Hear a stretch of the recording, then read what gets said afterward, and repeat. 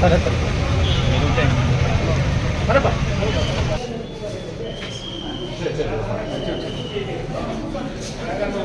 మీరు రానా కూర్చొని పెట్టేసి మూర్తి వచ్చినప్పా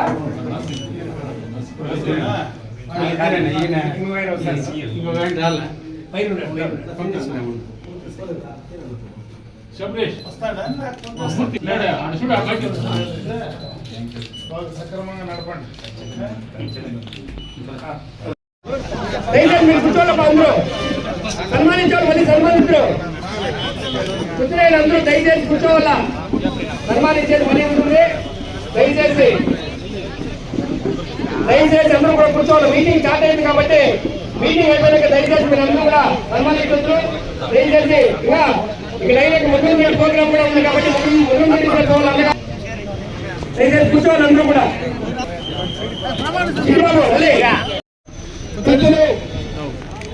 సివిల్ మాజీ అధ్యక్షులు గౌరవ ఓమరెడ్డి గారు కూడా వేదికపైకి సాధారణంగా ఆహ్వానిస్తున్నాం. పెద్దలు గౌరవనీయులు ఈ చోళపురాలు వేదికపైకి సాధారణంగా, అలాగే మండల మాజీ ఎక్స్ఎంపీ గౌరవనీయులు మండల పార్టీ ప్రధాన కార్యదర్శి గౌరవనీయులు ఈశ్వర్ గారిని వేదికపైకి సాధారణంగా ఆహ్వానిస్తున్నాం. నీగోడు ప్రభుత్వ ఆసుపత్రి అభివృద్ధి కమిటీ సభ్యులు, కమిటీ సభ్యులు, అలాగే ఇక్కడికి వచ్చినటువంటి నీగోడు సహకార బ్యాంక్ సంబంధించినటువంటి ప్రజలు, రైతులు, మహిళా సోదరులు, సాగులకు చెందిన అందరినీ ప్రసారి కోరుకుంటూ దయచేసి వేదిక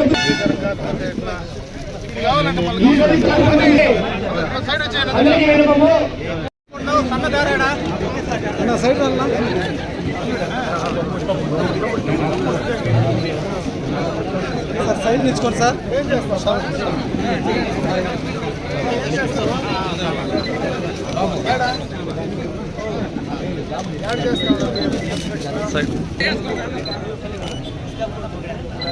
బెంగళూరేనా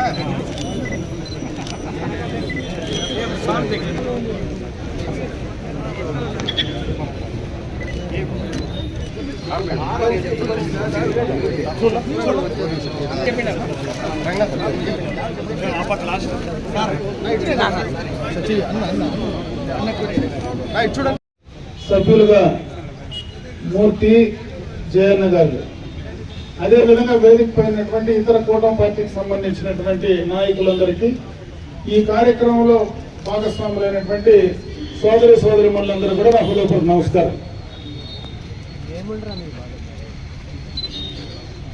మొట్టమొదటగా రైతులకు నేరుగా ఉపయోగపడేటువంటి బ్యాంక్ ఏదైనా ఉందంటే రైతుల సహకారంతో, రైతుల కోసం తక్కువ వడ్డీతో రైతులకు అప్పులిచ్చేటువంటి బ్యాంకుకు ఈరోజు నారాయణ స్వామి గారిని ప్రభుత్వం నామినేట్ చేయడం జరిగింది. ఎందుకంటే జిల్లాలో సెంట్రల్ బ్యాంకు చాలా చరిత్ర ఉంది. మనకు ప్రభుత్వాలు ఏర్పడిన తర్వాత ల్యాండ్ మార్కేజ్ బ్యాంకులు ఉండేటివి, అవన్నీ కూడా మెర్జ్ చేసి జిల్లా సహకార సంఘాలు ఏర్పడ్డాం. అంతకుముందు ఉన్నటువంటి ప్రాథమిక సహకార సంఘాలన్నీ కూడా కొత్తగా వాటిని స్వయం శక్తితో వాటి కాళ్ల పైన నిలబడేటువంటి అవకాశం ప్రభుత్వ పరంగా నాబార్డు సహకారంతో తక్కువ వడ్డీతో కూడా ప్రభుత్వాలు, కేంద్ర రాష్ట్ర ప్రభుత్వాలు దీనికి సహకారాన్ని అందిస్తూ ఉన్నాయి. నేను ఈరోజు ఇక్కడ ఉన్నటువంటి పాలకవర్గాన్ని కోరుకునేది, ఈ ప్రాంతంలో ఉన్నటువంటి రైతులకు ఈ సహకార సంఘం నుంచి తక్కువ వడ్డీతో సక్రమంగా సరైన సమయంలో వాళ్లకు అప్పులు ఇవ్వడానికి మీరు ముందుకు వెళ్ళమని చెప్పి నేను సందర్భంగా కూడా కోరుకుంటా ఉన్నా. ఎందుకంటే మొట్టమొదటగా నా రాజకీయ జీవితంలో గ్రామ పంచాయతీ సర్పంచ్ నుంచి మొదటిసారి జిల్లా సహకార బ్యాంకు డిసిసిబి అధ్యక్షుడైన ఆ సందర్భంలోనే ఇక్కడ సెంట్రల్ బ్యాంక్ సంబంధించినటువంటి బ్రాంచ్ ని మొట్టమొదటిగా ఇదే బిల్డింగ్ లో 1994-95 మధ్యలో ఇక్కడ ప్రారంభోత్సవం కూడా అలా చేశాం. ఈ వీకోట మండలానికి సంబంధించి ఈ సహకార బ్యాంకు బ్రహ్మాండంగా కూడా లాభాలతో గతంలో పనిచేసేది. ఆనాడే నేరుగా రైతులకు వడ్డీకి అప్పులు ఇచ్చేటువంటి కార్యక్రమం కాకుండా నేరుగా బ్యాంకు కూడా ఆదాయం పెంచుకోవడానికి ఆ రోజే వాళ్ళను వ్యాపారంలో కూడా ముందుకు తీసుకెళ్లాలా. ఎందుకంటే దానికి సంబంధించినటువంటి ఆ రోజు జనతా బజార్ లాగా ఇక్కడ సరుకులు కూడా పంపిణీ చేసి ఆదాయ మార్గాలు పెంచుకునేదానికి కూడా ఆ రోజు మనం ఆ కార్యక్రమాలన్నీ చేశాం. ఈ రోజు కూడా చాలా అవకాశాలు ఉన్నాయి. నాబార్డు నుంచి తక్కువ వడ్డీతో రుణాలు వచ్చేటువంటి అవకాశం ఉంది కేంద్ర ప్రభుత్వం నుంచి. దాని ద్వారా ఈ బ్యాంకులు స్వయం సమృద్ధి సాధిస్తే ఇంకా ఎక్కువగా కూడా రైతులకు ఉపయోగపడేటువంటి అవకాశాలు ఉన్నాయి. నేను ఎందుకంటే రైతాంగాన్ని కూడా కోరుకునేది, ఇది మన బ్యాంకు, ఇది ప్రైవేట్ బ్యాంకులు కాదు. మనమందరం కూడా సభ్యులుగా ఉండేటువంటి సమిష్టిగా మనం నిర్వహించుకునేటువంటి ఈ బ్యాంకు, దీన్ని ద్వారా మీరు ఇంకా ఎక్కువ మీ వ్యవసాయానికి కానీ వ్యవసాయేతర కార్యక్రమాలకు కానీ ఇక్కడి నుంచి మీరు అప్పులు తీసుకొని తిరిగి సక్రమంగా సరైన సమయంలో తిరిగి కట్టమని చెప్పి కూడా నేను ఈ సందర్భంగా మిమ్మల్ని కోరుకుంటున్నా. ఎందుకంటే అప్పు తీసుకున్న తర్వాత మన బ్యాంకుకు మనం సరైన సమయంలో తిరిగి కడితే ఆ బ్యాంకు వృద్ధి చెందితే మనకే ఉపయోగపడుతుంది. కాబట్టి ఆ కోణంలో కూడా మీరు ఆలోచించి ఈ బ్యాంకును ముందుకు తీసుకెళ్ళడానికి పాలకవర్గమే కాదు, ఈ ప్రాంతంలో ఉండేటువంటి సభ్యులు కావచ్చు, ఈ ప్రాంతంలో ఉండేటువంటి రైతాంగం మొత్తం కూడా ఈ కార్యక్రమాన్ని, ఈ యొక్క బ్యాంకు సేవల్ని ఉపయోగించుకోవడమే కాకుండా ఇది ఎంత పెరిగితే అంత లాభం ఆ సభ్యులకు మనకు వచ్చేటువంటి అవకాశం ఉంటుంది. కాబట్టి దాన్ని సక్రమంగా కూడా తీసుకోమని చెప్పి సందర్భంగా మిమ్మల్ని కోరుకుంటున్నా. ప్రభుత్వ పరంగా కూడా మొన్ననే మన ముఖ్యమంత్రి గారు అన్నదాత సుఖీభవ, ఎందుకంటే ఈ మధ్య ప్రతిపక్షాలు చాలా చోట్ల చాలా రకాలుగా ఫ్లెక్సీలేసి కూడా మాట్లాడిన సందర్భాలు ఉన్నాయి. రేపు ఆగస్టు 15వ తేదీకి మన ముఖ్యమంత్రి గారు గతంలో ఎన్నికలకు ముందు ఏం మాట చెప్పారో అన్ని కూడా పూర్తి స్థాయిలో ఆ యొక్క సూపర్ 6 పథకాలను ఆగస్టు 15 నాటికి సూపర్ హిట్ గా తీసుకునేటువంటి కార్యక్రమాలు చేయడం జరుగుతుంది. దాంట్లో భాగంగానే మొన్ననే రాష్ట్ర కేంద్ర ప్రభుత్వాలు కలిపి 7,000 రూపాయలు మనకు రైతాంగం యొక్క అకౌంట్ లో కూడా మొదటి విడతగా వేయడం జరిగింది. అది 2-3 విడతలుగా కూడా సంవత్సరంలో ఆ రోజు ఏదైతే మాట చెప్పామో దాని ప్రకారం 20,000 రూపాయలు వాళ్ళ అకౌంట్ లో వేసేటువంటి కార్యక్రమం, 2వ విడత 7,000, 3వ విడత 6,000 పూర్తి స్థాయిలో కూడా వేసేటువంటి కార్యక్రమాన్ని తీసుకోవడం జరుగుతుంది. గతంలోనే పెన్షన్లు 4,000 రూపాయలు పెంచాం, గ్యాస్ కనెక్షన్లు ఉచితంగా అందించడం జరిగింది. అదేవిధంగా తల్లికి వందనం కార్యక్రమం కింద ఎంతమంది పిల్లలు ఉంటే అంతమందికి ఆ రోజు ఇస్తానని చెప్పాం. అవన్నీ కూడా వారి అకౌంట్ లో వేయడం జరిగింది. ఆగస్టు 15వ తేదీకి ఉచిత బస్సు, ఎందుకంటే ఇది ఉచిత బస్సు చాలా రాష్ట్రాల్లో నిర్వహించినా అది అక్కడనే ఆ జిల్లాలకే పరిమితం చేశారు. ఆ రోజు మనం ఏదైతే మాట చెప్పి శ్రీకాకుళం దాకా పోయినా కూడా ఉచితంగా కూడా మహిళలకు బస్సు సౌకర్యం ఏర్పాటు చేసేటువంటి కార్యక్రమాన్ని తీసుకోవడం జరిగింది. అది కూడా ఎక్కువ రోజులు లేదు, ఆగస్టు 15వ తేదీకి పూర్తి స్థాయిలో గతంలో చంద్రబాబు నాయుడు గారు ఏం మాట చెప్పారో ఆ మాటను నిలబెట్టుకోబోతా ఉన్నాం.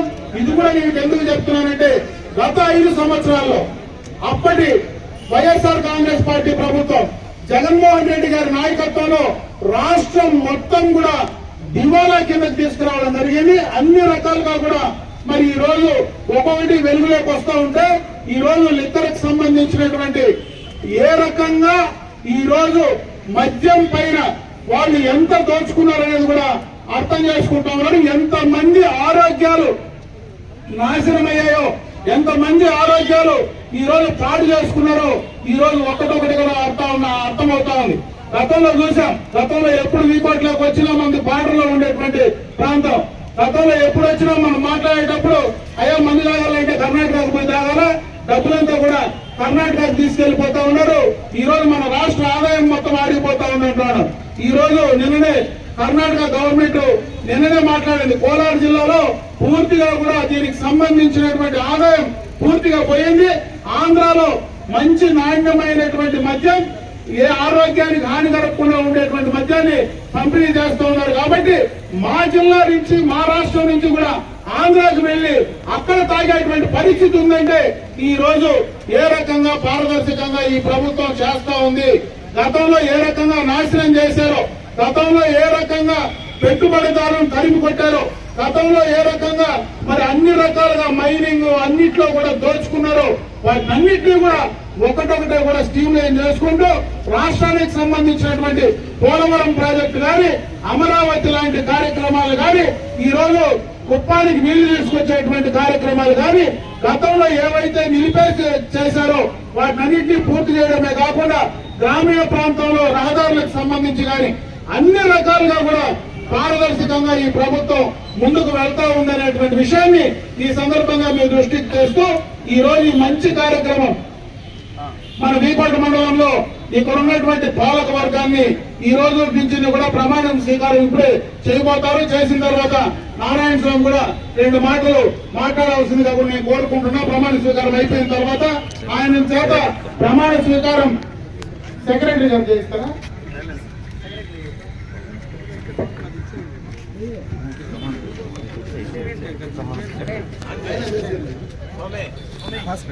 అమర్నాథ్ రెడ్డి అన్న గారికి మరియు మండల పార్టీ అధ్యక్షులు ఏఎం రంగనాథ్ గారికి మరియు బిఆర్ రాంబాబు గారికి మరియు మండల నాయకులకు, సభకు వచ్చిన మండల ప్రజాప్రతినిధులకు, రైతులకు, యూనిట్ ఇన్ఛార్జీలకు అందరికీ నమస్కారం. ముఖ్యంగా ఈ రోజు మండల కేంద్రంలో ఉన్న సహకార సంఘం అధ్యక్షులుగా అవకాశం కల్పించిన గౌరవ శాసనసభ్యులు అమర్నాథ్ రెడ్డి అన్న గారికి మరియు మండల నాయకులకు నా కృతజ్ఞతలు. ఈ సంఘం నందు ఉన్న రైతులకు సేవ చేసే భాగ్యం కలిగించినందుకు నాకు చాలా సంతోషంగా ఉన్నది. ఈ సహకార సంఘం పరిధిలోని రైతులకు ఎల్లవేళలా అందుబాటులో ఉంటూ మీకు సేవ చేస్తానని అందరికీ తెలియజేస్తున్నాను. థ్యాంక్స్. స్వీకారం చేయిస్తారు. తర్వాత అధ్యక్షులు మాట్లాడతారు. నాకు ఈ అవకాశం కల్పించిన మీకు అందరికీ కూడా హృదయపూర్వక ధన్యవాదాలు తెలియజేసుకుంటూ సెలవు తీసుకుంటే జై హింద్. నేను వీకోట ప్రాథమిక వ్యవసాయ పరపతి సంఘము, వీకోట ప్రాథమిక వ్యవసాయ సహకార సంఘం, వీకోట ప్రాథమిక వ్యవసాయ పరపతి సహకార సంఘం పాలకవర్గం అధ్యక్షులుగా బాధ్యతను స్వీకరిస్తూ శాసనం ద్వారా నిర్మితమైన భారత రాజ్యాంగం పట్ల విధేయత విశ్వాసం చూపుతానని ఆంధ్రప్రదేశ్ రాష్ట్ర సహకార చట్టంతో ఎలాంటి భంగం కలగకుండా ప్రవర్తిస్తానని సహకార సంఘం అభివృద్ధికి సంఘం పరిధిలోనే రైతుల శ్రేయస్సు కొరకు చిత్తశుద్ధితో పని చేస్తానని దైవ సాక్షిగా ప్రమాణం చేస్తున్నాను.